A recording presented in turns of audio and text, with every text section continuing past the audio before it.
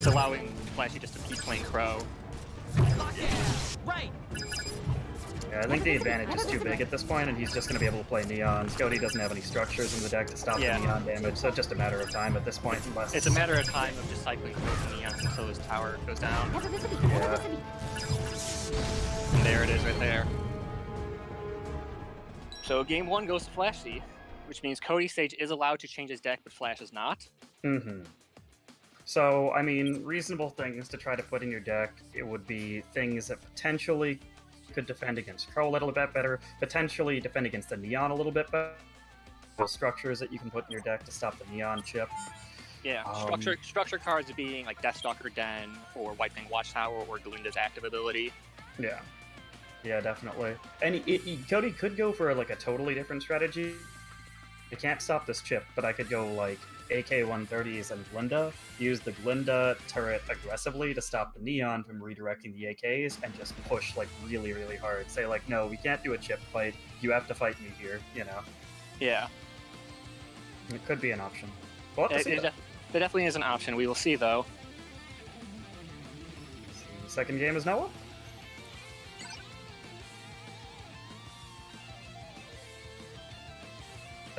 Both players banking up to 10 aura as normal. Yeah. Nothing too unusual there. Gunners versus Shadow Blake. Shadow Blake should get some value here. Gunners will get stopped by the Neon.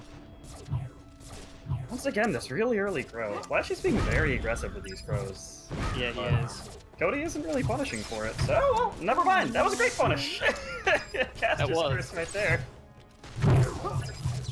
Ooh, but Flashy's Cinder was fantastic right there. Cleared out all of that White Fang support there, and she's still just barely alive in the back too. Wow, what a save on that. Yeah, the Neon with the save there allowed the Cinder to get so many more shots off and clean up all those Gunners.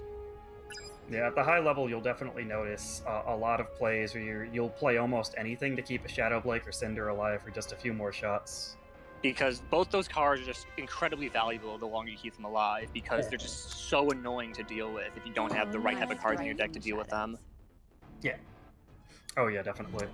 They're in almost everyone's deck up here for a reason. May I cut in? We're gonna see a pretty classic defense against this airship push. We didn't really talk, or the dropship push, I should say. We didn't talk too much about the dropship. The dropship's interesting. He's trying to go for a split to throw out more threats than Flashy has in his, has like defenses, but with Crow and Cinder and Shadow Blake, I think it's gonna be pretty easy for Flashy to defend. It's gonna be very difficult, I think, for Cody to win this matchup. Yeah, I would agree with that, just because as long as Flash plays defense right with Shadow Blake and Cinder, and he uses his Crow properly to clean up the thugs that drop out of the dropship, he just has all this stuff in place to just pressure and slowly chip away at Cody's turrets. Yeah. Now, Cody could maybe pull ahead and double aura. I mean, obviously Flash is amazing, but Flash can make mistakes, and a double aura is kind of the realm of the Emerald deck. Yeah, it's definitely double aura. Agreed. The thing about Emerald deck is that it's typically weak in the first 2 minutes, but once you get double aura, it can just get very relentless and just apply so much pressure so fast. Yeah, and all it takes is one slip up with a Cinder ability or one misplaced Crow that gets stunned or something, and then suddenly you don't have defense in a lane for just a second, and that's enough. Yeah, I think we'll expect to see Crow dropped pretty soon. I think he's confident he'll be able to defend this. Oh no, he's actually just playing. He's playing more conservatively. There's the Crow. There's the Crow. There's the Crow to deal with the real thugs from the dropship. You know, we really ought to stop Of course, holding on to the That abilities. was very smart by Flash. What he did there is he held onto Crow's ability until the Neon was dropped, and then threw Crow out of the Neon long range. Exactly. It's pretty much exactly what you want to do here. Yes. It's so terrifying just watching all of this shit that he's levying constantly. Like, Flash is one of those players where he is just, once you make a mistake against him, he punishes you so hard for it. Yeah. He's very meticulous and calculated in the way he plays. Yeah. Just and it's very scary to go up against him. Yeah.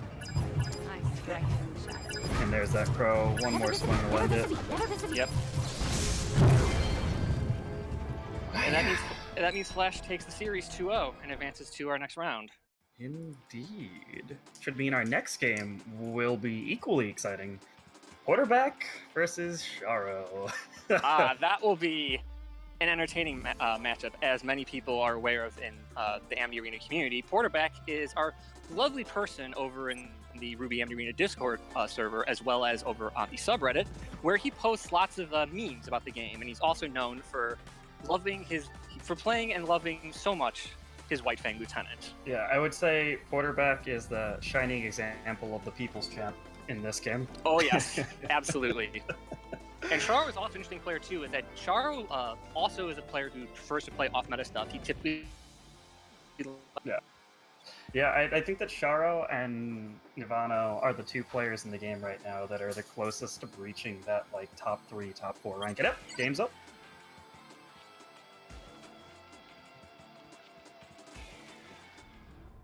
All right, here we go. From the shadows. Oh, getting a bit of lag on my end. Yeah, the game also did not start for me. I have to re-enter that again. There we go. I'm in now. Oh, So Shadowblade and Neon start for Charo, which is followed up by Shadowblade and Cinder on Quarterback side, which is followed by another Cinder. This is a pretty standard opener, yeah, I think. Yeah, this is pretty standard opening. Sun's out with his And here's the sun to mix things up, yeah. There's the sun to mix things up. And sun's gonna get decent value, but that swarm of White Fang just clearing him. Ooh. Yeah, it body blocked the sun clones, allowing them not to get aggro on the tower, which saves a lot of potential damage there.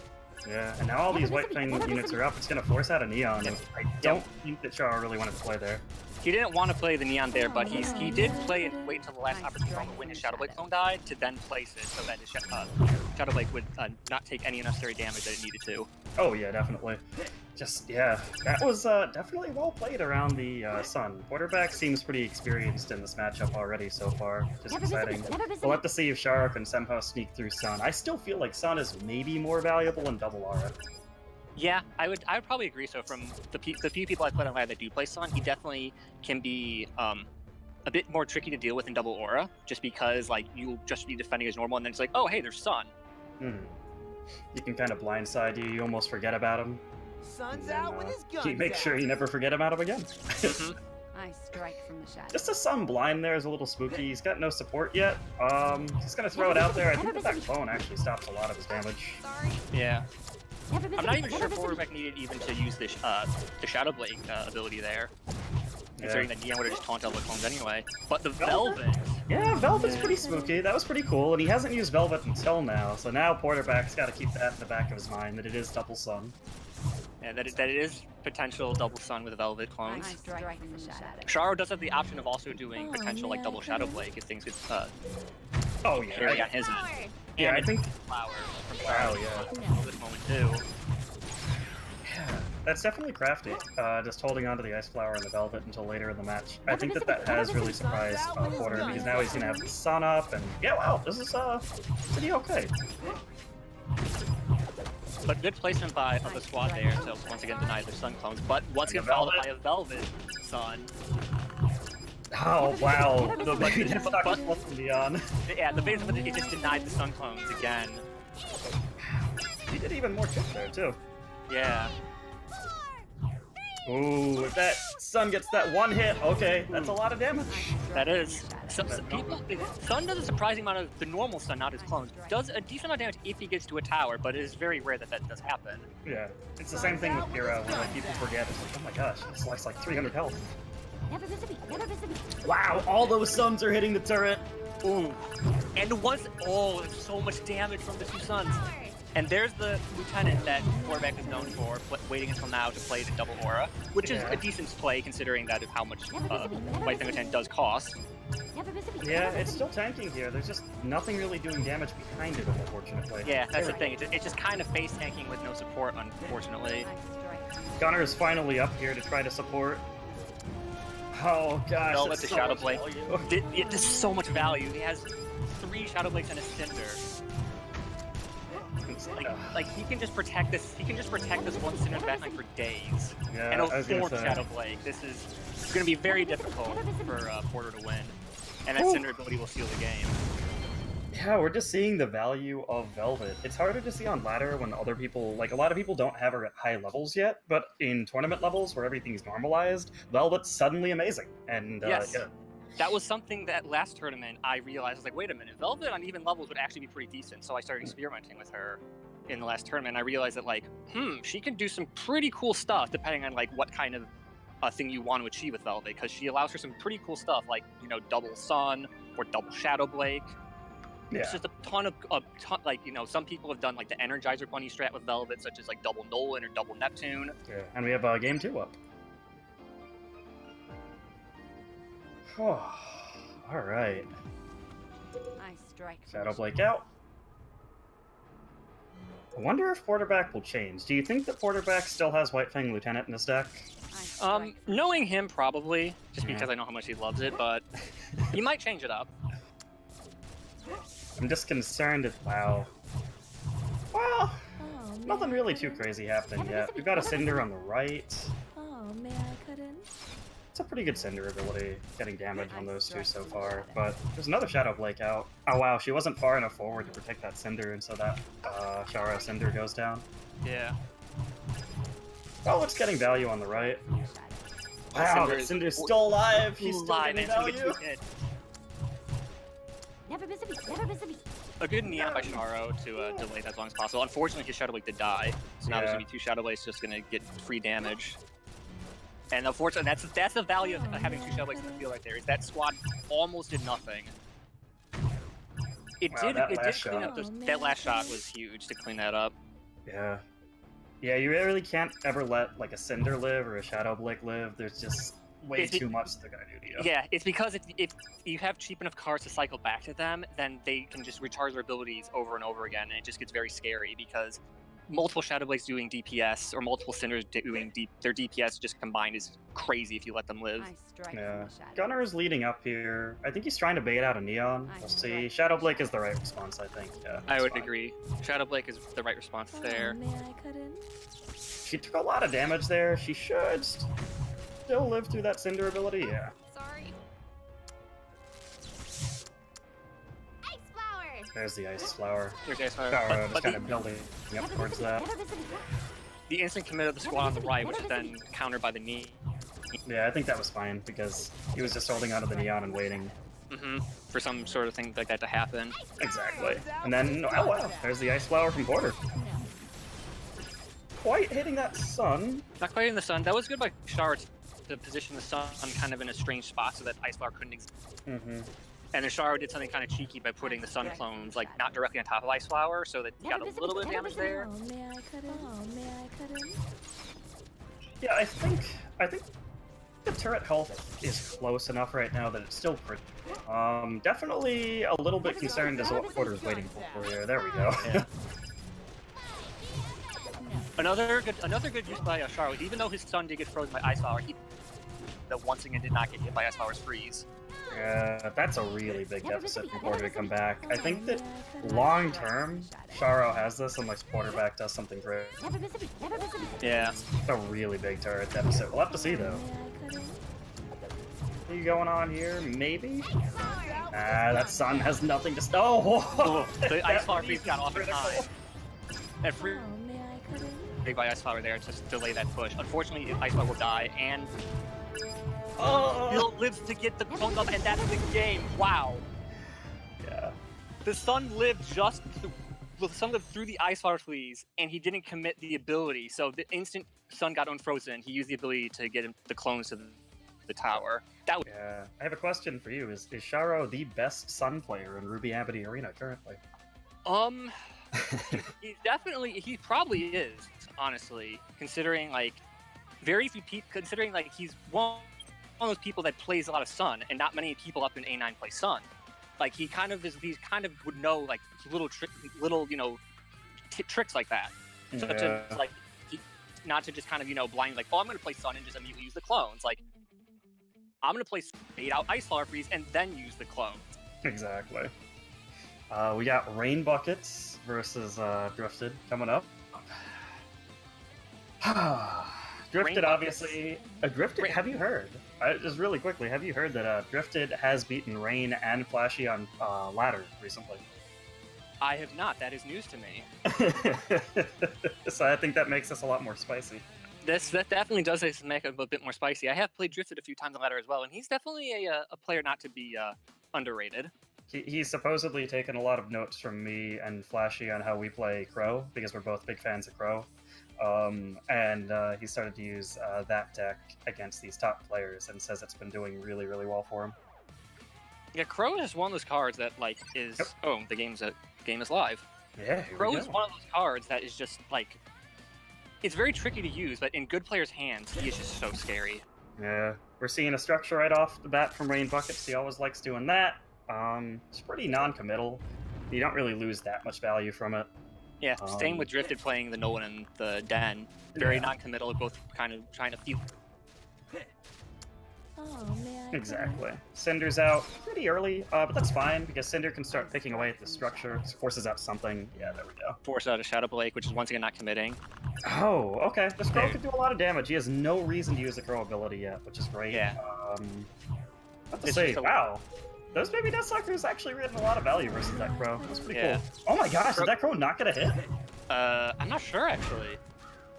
Wow. No, he did. He did get one hit because Drift's Drift's Crow got just got Three three hits hits. so far, though. Four. Five. Oh my God. That's so much damage. And he had the structure out to stop the Neon. Yeah. I feel like Rain waited out of this game. Wow, okay, this Crow got through. on Oh, the but first that Crow, I feel- clone. yeah, the clone was pretty good there to draw the Crow away. I feel like Rain's first Crow, like he waited a little bit too long before he tried to fly to do turret damage. Yeah, I think I honestly would have made the same call. Like, well, there's nothing else that's really threatening me, but he just kind of underestimated how much damage he'd take dealing with the baby Deathstalkers. Exactly. Because Baby Deathstalkers is like, it's weird because like you think like, oh, 4 BDS, that's nothing, but like if they hit if they actually get to a target and do it, they do pretty good DPS, even though there's only 4 of them. Yeah. Oh my gosh. Drifted is so ahead right now. May I cut in? Is this happening? Rain might get eliminated right off the bat in his first game. That We would don't be know. crazy. Literally, Rain is, Oh, for no. again, those who don't know, Rain is usually tied in people's minds along with Flashy and CRVT for like the best player in the game. For Drifted to just win here, I mean, he hasn't won yet, but I'm just blown away at how well he's been doing. Okay, wow, this Crow is gonna do a lot. Oh The man, Crow did a Rain. lot. The Neon was not placed in a good way to like taunt the Crow. Even if he did taunt the Crow probably would still just went to the front of the tyrants at the back. I don't know if I agree with that, Neon. That's interesting. For Yeah, that Rain. Neon was interesting because then Crow's like, oh, that's free. I can just fly to the tower and get 2 Yeah, hits. exactly. Oh wow, that's actually gonna get a lot of value too. And then that clone is gonna pull Crow a little bit further away. But that Crow got 2 hits. And Yeah. typically with Crow, if you get 2 hits on a tower, it's It's usually usually worth worth it, yeah. Wow, I kind of want to scrim with Drifted now. Just watching how much he's improved. This is kind of blowing my mind. Yeah, Drifted is one of the players where like he He's still improved ahead. He's still ahead. That's crazy. And that Crow only got 1 hit. The Crow only got 1 hit. Another Coming out. Oh, the Crow Velvet this time. Oh wow, both of these Crows kind of base racing here. And the Neon Drifted got wow. Drifted takes game 1. Drifted takes game 1. Wow. What a crazy chain of events. Oh my gosh. Alright, I don't know, stream chat. I guess we're gonna have to see what they think. Do they think that Drifted has what it takes to knock out one of the strongest, if not the strongest, Ruby Hamity Arena player? Yeah, the thing is with the thing though now is that Drifted cannot change his deck, whereas Rain Buckets can. Yes, And so considering Rain that Rain could Buckets- swap. Yeah, Rain could swap, and that could be very dangerous as Rain is very good and has played multiple different types of deck styles. Yeah, oh yeah, Rain can pretty much use every card in the game. Yeah, Rain is definitely known as one of those players who occasionally memes on ladder and plays very strange go. moves and wins games. We're in game 2. We're gonna have to see what Rain brings out now. Rain on the bottom, Drifted S on I top. strike from the shadows.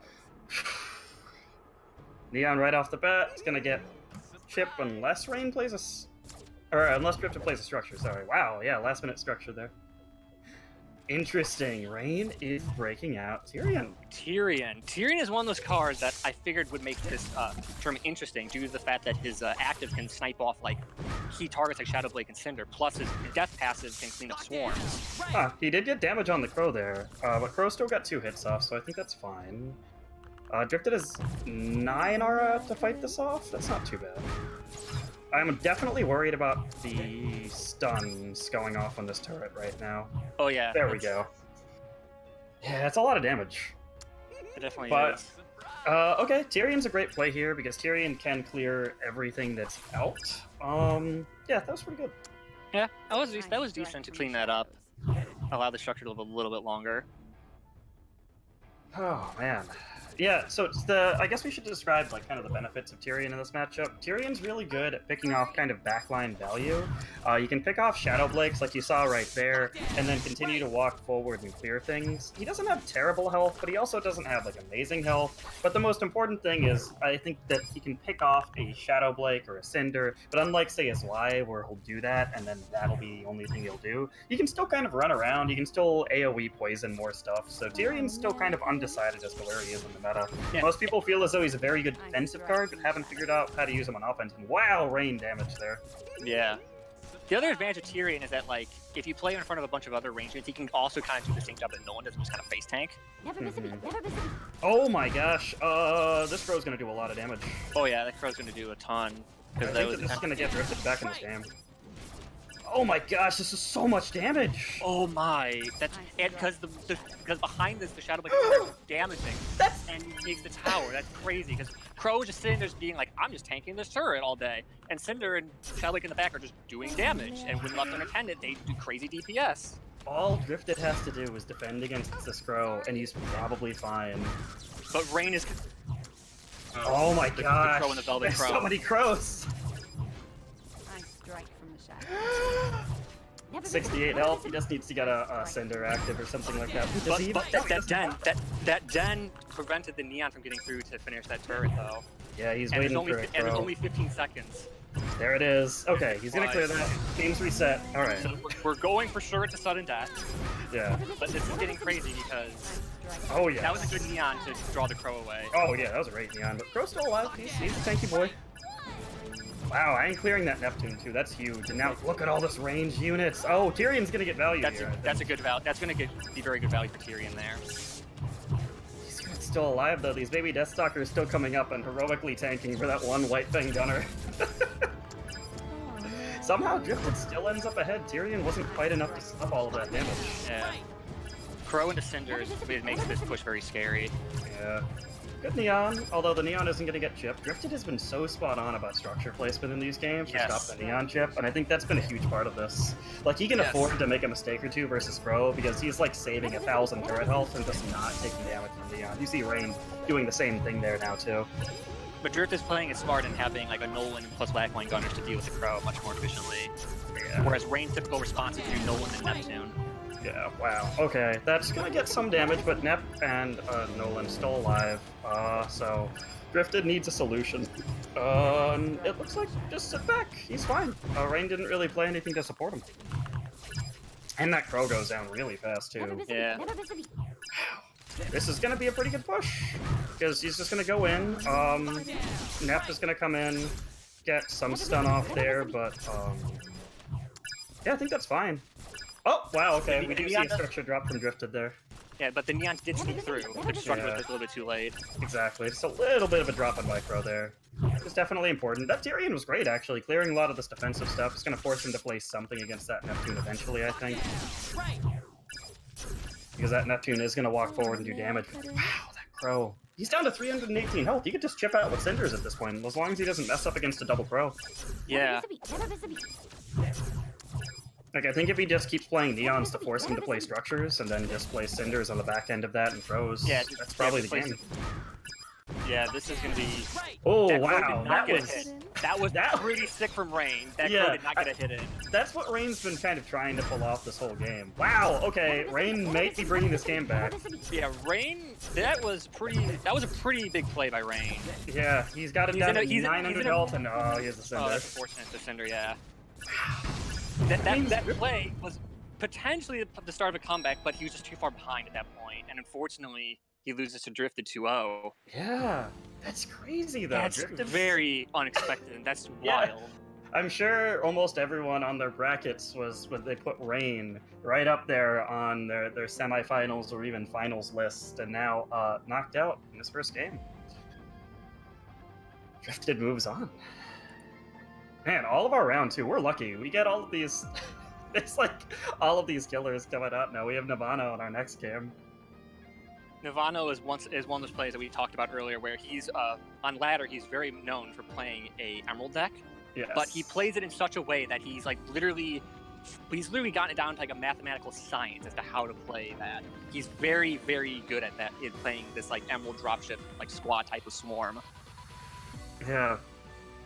Yeah, I completely agree. Tropical Bat is going to have to find a way to either perfectly play defense or play offense harder than Nirvana. I would say for people coming from other games, Swarm in this game is not unlike aggro in a card game or going like early aggression in like a strategy game. And we're up. Game 1. We all win. Oh my god, already there's action. I just jumped right in. Oh wow, I jumped right in there. We have a Ribbon Blake and a Pyrrha from Tropical Bat. That's so much damage on Nirvana's turret. Oh yeah, right off the bat. Just that is very Nirvana. It's almost expected at this point. And Tropical Bat just kind of matching that aggression is very exciting. Ursa Interesting. out. Interesting forward Ursa. Followed by a Neon? I'm not sure, but not the sure. Ursa's gonna get damage.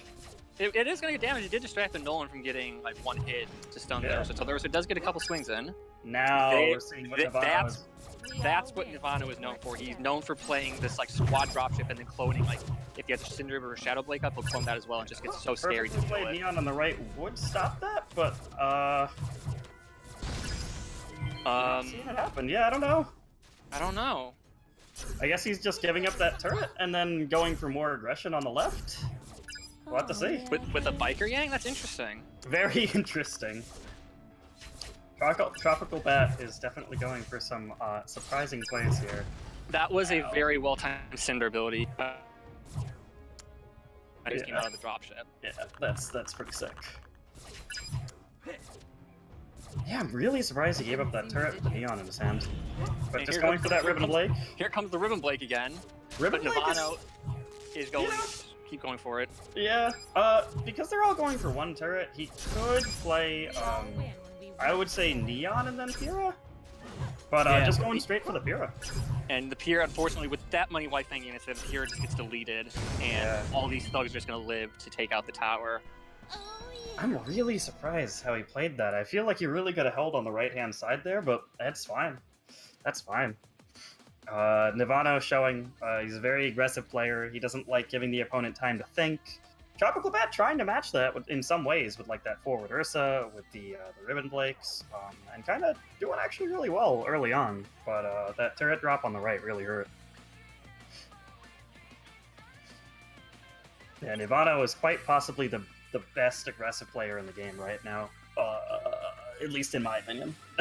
I would agree with that. Nirvana is like one of those players where it's like, there's very, like, when I go against people on that play a spam deck, it's like, okay, I know how to deal with this. But when I match up against Nirvana, it's like, oh boy, I know it's going to be a tough one. Yeah. Him and CRBT knows how to play that deck style really, Oh yeah, really well, too. CRBT is very scary at that deck style too. Yeah. Yeah, it would definitely be interesting to see them both go to like first to 10, both with Emerald decks. I'd love to see that. Just a show match, just non-stop aggro. Definitely be interesting. Have we seen Neo at all this tournament? I don't recall. I don't think so. I think at this point, Neo's in a weird spot because when you play her, I feel like she's a really good round 1 tournament deck, or actually round 2. Well, the game's going to be coming up soon, but I feel like if the first game you don't see your opponent running like Flint, Cinder, that kind of stuff, you can probably borderline get a free win if you just play Neo Emerald that game. The problem is then next game they just play the counter, so she's kind of weird. Right. Like, I think she works as like a gamble round 1 if you're willing to lose that match if you get countered. Yeah, that's we go. true. Here we go. Tropical Bat starting straight off with an Ursa. We all win. But Oh, this, yes. Nolan 4BDS and Gunners is going to take that out. The Pyrrha uses her ability, and unfortunately that was used ability right as Nirvana does his Emerald shenanigans. Yeah, and now we have Nirvana once again going on the aggression. Tropical Bat playing Baby Dexter's Swarm in his deck, but unfortunately he only plays on the one side, and the left turret gets taken out immediately. Never miss a beat. Never miss a beat. Yasuhashi, Can't promise interesting. you'll lead without a scratch. Yeah, not a very popular card. Especially up in A9, just because of the fact that he costs 5 aura. He's just kind of... He's in a weird spot where, like, in lower arenas, Yasuhachi's is good, but up in Arena 9, there's just so many other potential cards that, you know, can kind of do his role, but better. Yeah. He did get a minor buff recently. Like, I mean, major in the sense that the numbers were big, but minor in terms of, like, didn't change him that much, but the, what was it, 20% higher attack and defense? Yeah, it makes him so he can kill, like, thugs on even level. Yeah, which is good. It's, White Fang thugs in general have been a big point of contention and balance lately. A lot of players feel like they need, like, maybe a 5% health nerf, nothing more than that. Just so they kind of die to more breakpoints. But, yeah, Nirvana just, showing why he's Nirvana. And I think there's another example of why Yasuhashi is not seen a lot, because his drop skill does not hit air units, so the dropships just didn't get hit at all there, and they just get through the turret and just deploy their thugs, and that's the game from there from Nirvana. A very fast 2-0 sweep by him. Yeah, definitely. I think that when we talked about it earlier, I don't think that anyone was quite sure exactly how well Nirvana would do in this tournament. This tournament is very, very stacked. Maybe the most stacked tournament we've had in quite some time. I would concur. Yeah. This tournament has pretty much, I would say, probably, like, this tournament is very stacked. It definitely has probably, like, the best, like, 15, 16 people in this game, in this tournament. So, coming up, we have CRVT versus Gamble Whip. It's always interesting to see because a lot of people... CRVT sometimes has like a stigma because his levels are so high, and people are like, oh, you only win because of even levels. And he's like, you want to play some friendlies? And then people play friendlies and they still lose, and they're like, oh, yeah. I guess he's just really, really good. Yeah. And that's 100% true. Yeah. Like, CRVT is one of those people where it's like a match on ladder, and it's like, well, this kind of sucked because, like, you know, how the level disadvantage, but like the way that he plays, like, I can kind of tell, like, okay, he's playing smart. He's not just playing abusing the level advantage. I can just tell from playing it, and that's like, okay, he's playing the right units at the right times. Yeah, pretty much regardless of levels, he's still one of the best players in the game. Yeah, like I said before, him, Rain, and Flash, like, just they're so optimized in the way that they play, which makes Rain losing previously like so shocking. And on the other hand, we have Gamble. I know I saw a lot of people rooting on Gamble earlier, so we'll have to see if Gamble can stack up. We have no idea. I mean, I don't know how many people were rooting for Drifted necessarily, but I did point out that Drifted recently beat Rain and Flashy on ladder, which, you know, random ladder games, it is what it is, but then he goes on to beat him 2-0 in a tournament. You never know. That's definitely making a statement for sure. Yeah, you never know. Now, CRVT is all readied up. We're just waiting for Gamble Shroud to be readied up as well. We'll have to see. And here we go. Never miss a beat. Never miss a beat. Never miss a beat. Never miss a beat. Double neons just for Chip. And then the structure down from CRVT, not unexpected there. I wonder if Gamble is either running a structure or does not have a structure in his hand. I strike from the shadows. There are two distinct possibilities this early in the game. Gamble Whip, dropping that Zwei. Crow's out. Crow is actually going to get a decent amount of damage here, I think, even with the thumbs off. Yeah, that's a lot of damage still. So, we've got a Shadow Blake, we got an Ice Flower. Ice Flower's on cooldown. If he stays alive long enough, you'll get a second activation. That's always the kind of scariest aspect of Ice Flower. But it looks like CRVT Ice Flower is coming out. Not going for the enemy Ice Flower? That was a good Zwei. The Zwei managed to land in between Ice Flower's invisibility frames right there. Yeah, there's a second activation from Ice Flower. Wow, yeah, I'm just really surprised he didn't try to pick off the Ice Flower over the Shadow Blake. Because we saw him aiming his shots at the Shadow Blake instead, and now Ice Flower with the second activation. That was huge. Yeah. Definitely got a lot more chip damage on. Yeah, he was giving the thumbs up to that. That was like, yeah, he's like, okay, man, you got me there with that Zwei.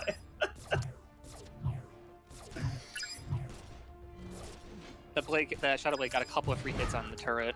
Yeah, I like that Crow. Just kind of tanking, buying time. Buying time, just waiting to see what Gamble commits to. Yeah, exactly. With the Neon out, there's not as many... Oh, wow. And then the Nolan out. Crow's just going to run away from that, which is interesting. He's just building aura with this crow. Yeah, Banking this for crow being flown back twice is building aura for him, and then he plays the neon. Yeah, that's a good crow. That's a really good crow. It's gonna get, well, okay, just 2 hits. Almost, yeah, just 2 hits. Almost got a third. Yeah, that's good. Gamble played that, I think, pretty well. Just, I don't think he really... I don't know. It's hard to say. I know that basically neither player wants to commit to an Ice Flower because they know the other player is going to Ice Flower their Ice Flower. So they're both just... The Ice Flowers are just sitting in their hands waiting. Yep. I strike from the shadow. Ice Flower is almost like the... Yep, there it is. And in both cases, Ice Flower just kind of waiting there. Interesting not going after the crow in the back line. Yeah, he instead tried to freeze the turret, but the turret was out of range, so Gamble's Ice Flower pretty much didn't hit anything. Lots of Ice Flowers out. This is kind of interesting. I'll have to say, wow, the Ice Flower on the left not quite getting that second activation. That would have been... Yeah. Ooh, Ice Flower kind of getting creative, but the CRBT, Shadow Blake, and Nolan and Cinder combination is kind of stopping that crow. And wow, yeah, CRBT getting yet another crow in. And followed by, which will allow him to take the turret and win the game.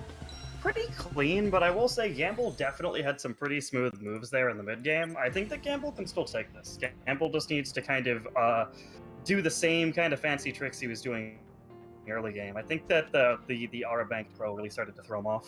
Yeah, it's definitely one thing that like I typically have struggled with on ladder myself. Since I remember facing you actually, Saki, in one game where you just kept banking your crow back, and I'm not sure how to deal with this because like you just have a crow there, just kept playing like gunners and Blaze behind him, just like tanks forever, AoEs everything in front of him. He's a very strong card, and I'm a big fan of using him definitely. Because then I'm just kind of sitting there, just like he's gonna fly the crow to one turret, but then I need to be ready with like a Nolan or something else. But then at the same time, if I commit here or there, then you just have all this free stuff that's just gonna walk my tower. So like banking crow like that is definitely something that can be done. Yeah, 100%, 100%. But I will say it is very risky though. Doing that, or if you don't have a decent enough lead to play crow in the first place, it can backfire on you pretty hard. Yeah, we saw like that game earlier where crow was played, and obviously Rain's opponent drifted still won, but crow was played and just Neptune Nolan deleted him. Mm-hmm. Here we go, game 2. Alright. Both playing Nolans. Yep. Nothing. Both playing Gunners. Crow immediately from CRBT. Oh, he's going in. Interesting from Gamble. He switched something out for Torchwick to counter the Crow. Yeah, I think that's fine. I mean, Torchwick, as long as you keep him alive long enough for a second cooldown, his value actually gets really insane. And even just the first one is still fine. Yeah. Depends on like right there, Crow got the second activation and almost got the Blake, but the Blake managed to shade back in time. Yeah. Decent amount of things up, and Torch... Torch is just face tanking this, allowing these Gunners to just get in and do some decent damage on that turret. Oh yeah. Gunners do crazy high damage ever since that update to turrets and to the way that Gunners work. Yeah, with their lock-on speed. It just like... And the turret lock-on speed's slower now, so it takes a bit longer to clear each one, and yeah, just in general, Gunners are a great card right now. Pretty normal response by CRBT playing a Cinder to clear the thugs, and then a Neon to distract the Shadow Blake and the Nolan. Yeah, I like the Gunners on the way here, just saying like, hey, answer this. And on some level, I actually kind of like CRBT ignoring it and just saying like, whatever, I'm just playing on the left lane anyways, I don't care about the right lane. But if this game goes to sudden death, that might actually matter. That might actually matter, yeah. Ooh, yeah, I'm kind of playing the long game here. CRBT didn't get a good use of the Cinder's second ability there. He didn't really hit either of the two Shadow Blakes. Yeah. Now these Shadow Blakes are starting to get so it forces him to play another Cinder to chip away at these Shadow Blakes. Yeah. And this Neon's just gonna get in and get... Oh, you great Neon! Wait. Yeah. That was a very good placement of Den right there, right at the last second to deny the 200 damage of chip that Neon does. Yeah, wow, Gamble's really ahead right now, and he's ahead while having the chip on the right, so yeah, Gamble... And he's technically ahead on the... Yeah, he's technically ahead on the right, and he's winning on the left, too. Yeah. I'm sure that Gamble's feeling pretty confident. Gamble's probably just like, okay, I just need to play solid from here on out. If we both do equal damage to each other, I win. Penny. This is definitely going to make it... like Penny being revealed at this time definitely kind of puts a clock on CRBT. He's like, okay, I gotta start. It's gonna try. CRBT's now gonna start thinking, okay, I need to start. Yeah, playing you see it right Crow. here. Yep. He's like, okay, I have a Cinder out. But I'm he's just hesitant to do that because, as we see, Torchwick's in the deck, so you can just pull Crow away with Torchwick. Yeah. But he's like, at this point, he's basically trying to get crazy value with these Cinders up. He's just throwing stuff in front of the Cinders. You saw him throw a den right on top of the Cinders just to keep them alive. Mm-hmm. Yeah, this is 100%. I want to keep these Cinders as wow, that one goes down to the turret. That's very unfortunate for CRVT. That kind of puts a dent in his plans. I strike from the shadows. And now, yeah, that gives Gamble another chance to get Another Penny. And that Penny is going to get really good value. It's going to kill that Shadow Blade and that Cinder. Oh, it's going to get the Cinder, yeah. That's huge. The Shadow Blade is fine, but just the Cinder The Cinder, yeah. Like, losing Shadow Blade is like okay, it's like you can kind It's of good, recover from but- that. But like, Losing Cinder to a Penny is just he needed it on defense here. He needed that Cinder sitting back and picking off these cards. Yeah. I strike. Oh, is Torchwick? Okay, there we go. It's surprising how long it took Torchwick to grab him. Game is still pretty close. It is definitely possible for like a crazy Crow play to turn this game around, so it's not over yet. But Gamble's in a good spot. He just needs to not choke. Yeah. Gamble's definitely in a potential to win this, but CRBT is very good. Oh wow, that Crow's gonna get another hit! Crow. What? Spider Droid! Spider! Oh boy! Oh boy! It's a race!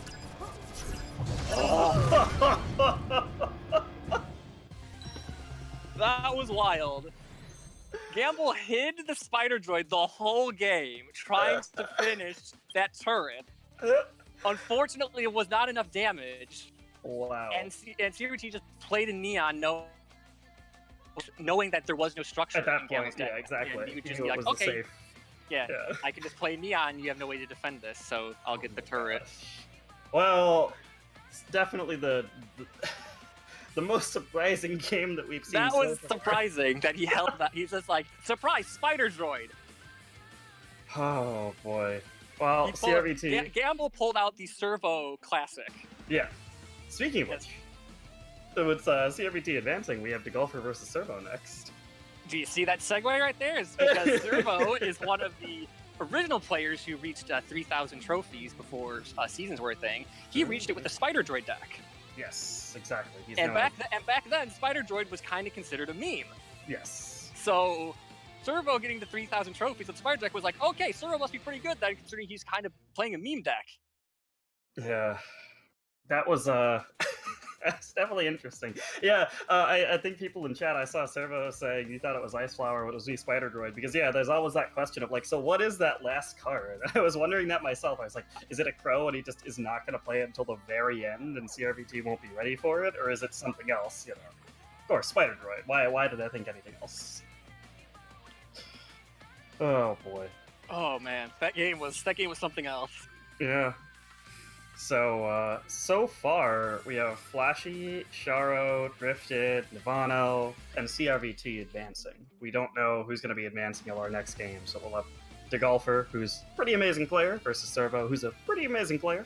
So once again, matchups are getting closer and closer as we get further down this bracket. Rain had put out a list of who he thought are the top players in the game, and I believe he put Servo at like tied for rank 4 or 5, and he put DeGolfer at tied for 6 through 10. Anyways, we are moving right in. Game 1. Mm-hmm. I strike. DeGolfer with the Ursa. That is Yes. a DeGolfer special. He's Oh, well yeah. known for playing an Ursa deck.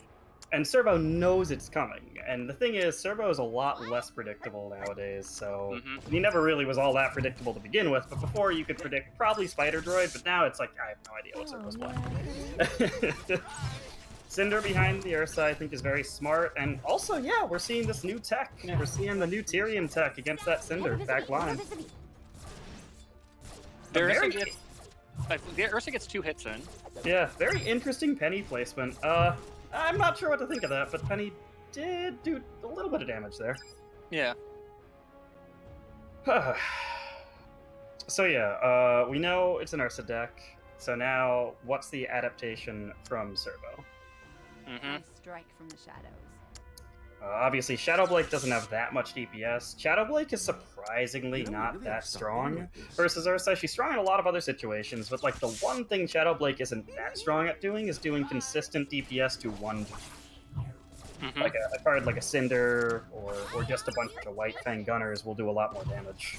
That was why I unfortunately missed the Shadow Blake. Yeah. And didn't hit the turret either. So And she jumps back again, getting away yet again. Never miss a beat. Never miss a beat. Literally immortal. Yeah, literally immortal. Good beyond to keep the Shadow Blake alive. Oh wow, he that Shadow Blake would have avoided that. Yeah, if he pulled the Shadow Blake a little farther back, he could have avoided AoE. And once again, lived longer and just been immortal Shadow. Very I'm strong a cat card. and I don't die. Yeah. So, yeah, and I'm kind of surprised that we haven't seen DeGolfer try to go for another Ursa strat. I guess he thinks, like, okay, Servo's expecting it, but I really think he kind of wants to just stick with the Ursa plan here. Like, his opponent used Penny, just play Ursa, you'll probably do more damage. I don't know. We'll have to see. There it is. He's got to be careful about Tyrion, obviously. Oh my god. Oh my, there's the Queen Bee. So we have AKs suffering under the That's- poison of yeah, Tyrion. The golfer was waiting for Tyrion to die to play the AKs because Tyrion Death Path just put those AKs at such low health and they're not going to get too much value. Ursa going down, but the Queen's still alive. Queen lives and it's going to make it to the turret. And it's So being Queen supported by Penny is a pretty real combo. It is. This is something that the server busted out in the last tournament. Yeah. Turned out to be surprisingly effective. Yeah. Expected. Wow, that's the turret. That's just gonna die to that Penny. Yeah. My gosh.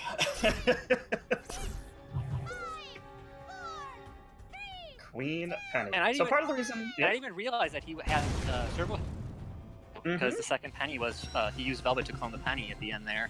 Yeah, so the idea with that is that you have a giant tank that comes up, since the logical response to this tank is, okay, I just play Shadow Blake and Cinder in the back, it destroys the tank, I'm absolutely fine.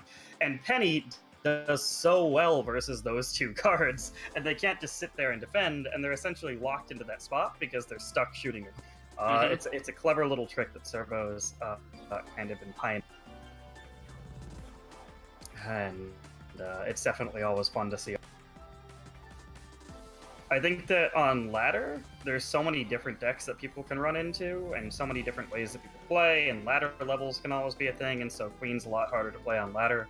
But in tournaments, I mean, if you're not prepared for it, it can take a game, definitely. Yeah, I feel like many people kind of slept on Queen when she first came out, just because people had like over-leveled commons and like ranged over-leveled commons. Right, like, you everyone's know, Queen's squad. level 1, level It's like, you know, level 1, level 2, and it's just like, oh, the Queen dies too easy. Like, there's just so much other stuff to do easy. The Queen's kind of, you know, not going to be that great. But when you have a level 4 Queen and you only have level 9 commons, all of a sudden you don't have as much DPS to kill it. Yeah, game 2, going in. We'll have to see. Servo's gonna have to keep using the Queen deck, but we'll see what the Golfer brings out to counter, if anything. Alright.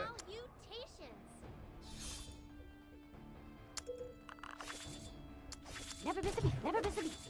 Penny out, doing a lot of damage.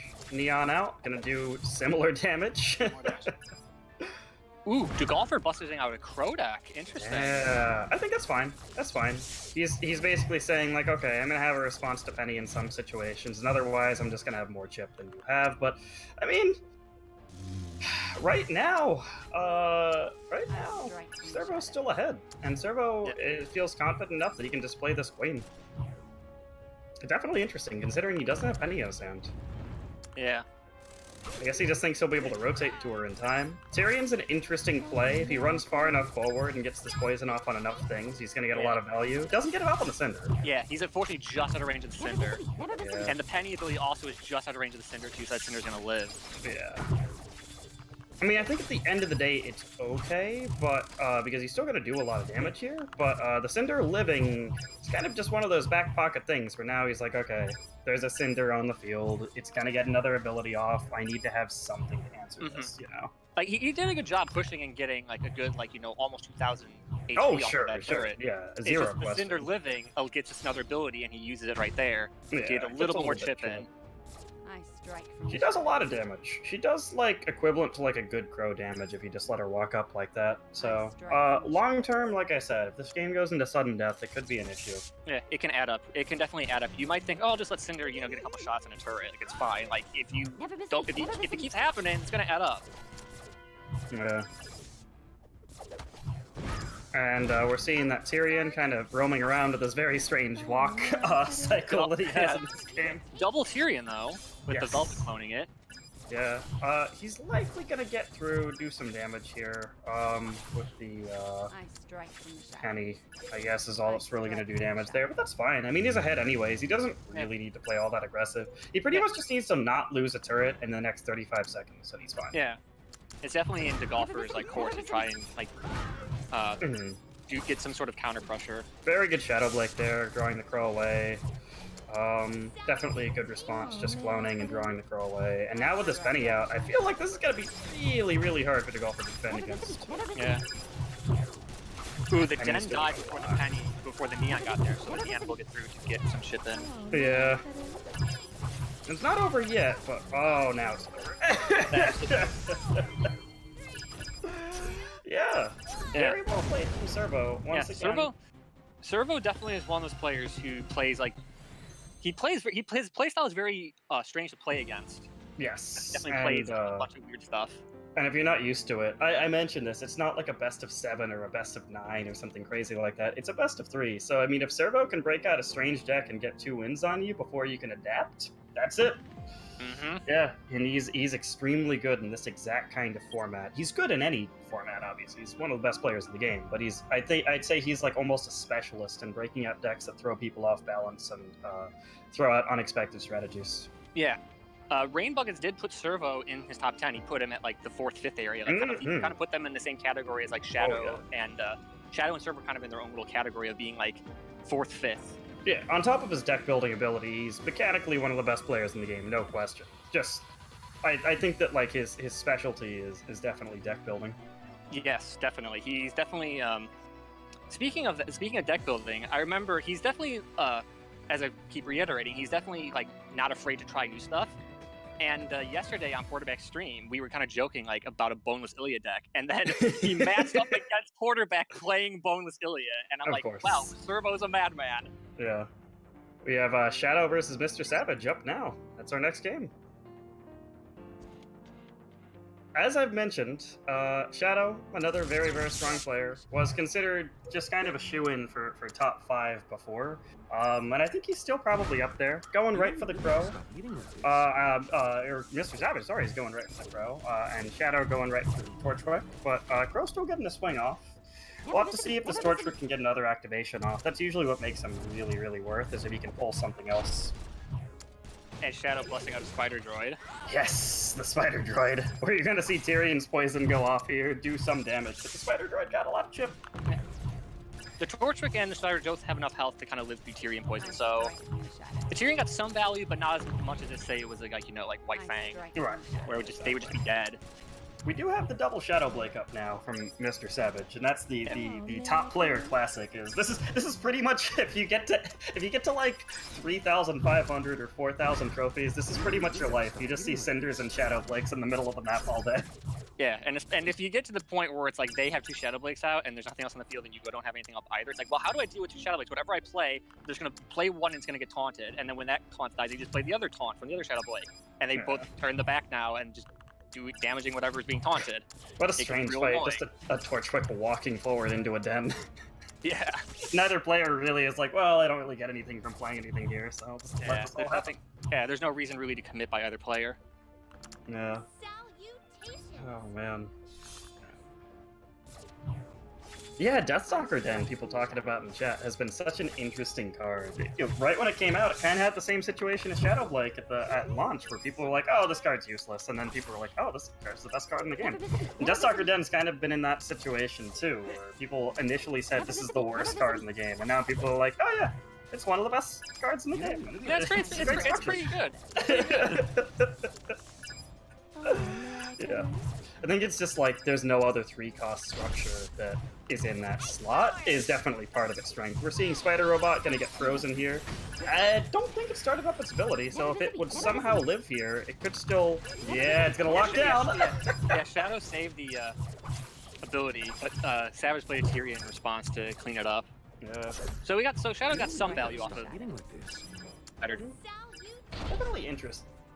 Interesting, Shadow going straight back for another Spider Droid use. Yeah, I think that the deck that Shadow is using here is like the perfect round, because it's a deck that some players don't have that much experience. It's definitely not a new deck. This is a fairly old deck. It's Torchwick and Spider Robot walking forward. Torchwick covers the Spider Robot from the opponent's Torchwicks and Ice Flowers and all that kind of stuff.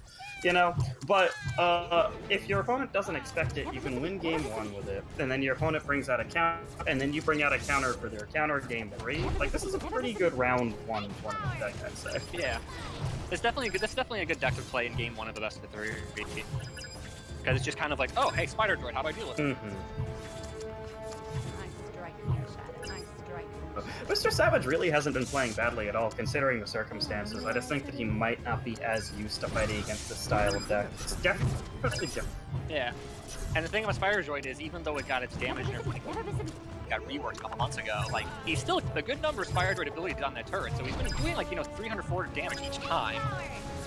So it's slowly adding up. There we go, like, this is pretty much what he's been wanting to do, I think, is just have the Ice Flower out, save the Ice Flower ability for when either Torchwick is out or when Spider Robot is about to use its ability, either way. And now here, like, if he would have been doing this earlier, he might have just won this game in a clean sweep. But again, it's, hindsight's 20. I think that was a beautiful response from Mr. Savage. He just needs to do that more in this game and in the... You definitely are seeing, like, mid-game the adaptations that he's doing. He's like, okay, this is a Spider Droid, like, I need to deal with it. That was a good structure play, too, stopping the Neon Chip. As long as he continues to have the right responses here, he might actually still win this game. It's not over. The Spider, doesn't have, like, the best comeback potential here. Yeah. Because as long as Savage just keeps playing, like, stuff in midfield and, like, keeps making Shadow have to commit using Aura. Yeah.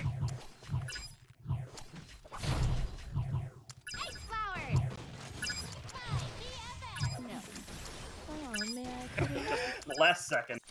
Cinder's out, trying to do chip as well. Spider Robot is walking forward slowly but surely. Crow pulled. Torchwick in the back. More chip damage happening. Oh! Structure down at the left. This Tyrion's gonna get pretty good value, I think. It does kill the Cinder. It's getting pulled back by that Neon, but turrets. Station was a little too late, but Mr. Savage figured out what to be doing against that deck about halfway through. Yeah. It's just unfortunate that, like, the first, like, couple of Spider Droids were, like, it got, like, either its full ability off or, like, half of it off. Yeah, consistently early on, he just didn't have the responses in his hand and set up. He eventually, like, cycled his cards in the way that allowed him to have Ice Flower in hand whenever Shadow would try to play a Spider Droid. So then the game slowly evened up, but at that point he was in a bit of a hole and he just couldn't climb out of it quick enough. Yeah. 100%. 100% agreed. Alright.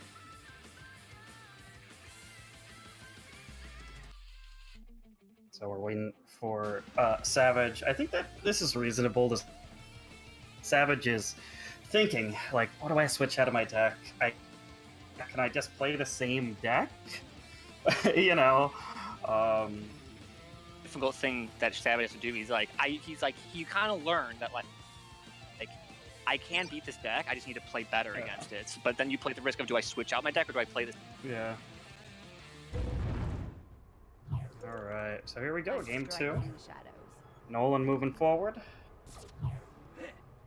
The player is kind of. I hear the antsy. The